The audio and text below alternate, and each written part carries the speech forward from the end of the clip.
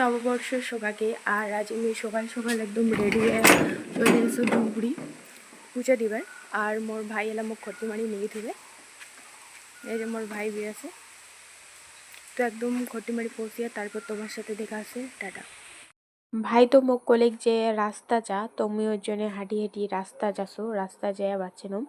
আর এই যে মুই কিন্তু সকাল সকালে এই যে বাড়ির গণেশ ঠাকুরকে দিয়ে দিছু, যেহেতু আজ নববর্ষ, তো বাড়ির ঠাকুর টুকুর সব কিছু দিয়া তারপরে একদম ধূপগুড়ি যাওয়ার জন্য বার হয়ে গেছু।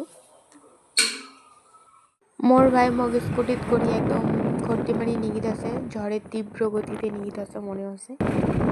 আমরা দুই ভাই বোনই যাচ্ছি স্কুটিত করি।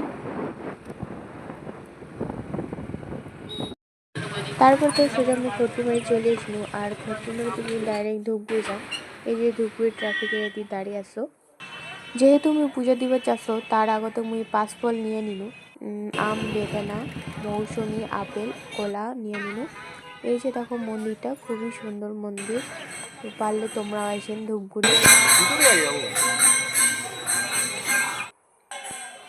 তো মুই তো মন্দির চলে এসিনু, ফলমূল নিয়ে এলাম আমি মন্দিরের ভিতর প্রবেশ করি।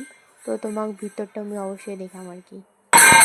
এই যে দেখো কত মানুষ পুজো দিতে হচ্ছে। প্রথমে তো এর টিকিট কাটিবার নেবে, তারপর ভিতরে প্রবেশ করবে।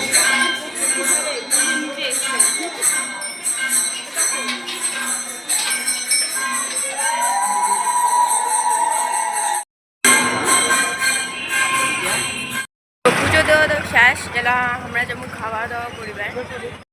তারপরে তো আমরা সোজা চলে এসিনি হেসেল। খুব সুন্দর এই যে হোটেলটা, এই যে মেনু কার্ডটা দেখো, খুব সুন্দর সুন্দর খাবার, মানে বাঙালিয়ানের মধ্যে।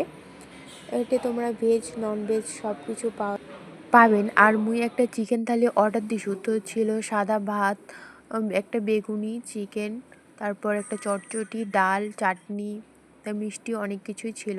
তো তোমরা পারলে আসিবার পারেন হেঁটে। শেষ করে মুই তো চলে যাচ্ছ বাড়ি। তো আজকের ভিডিওটা এত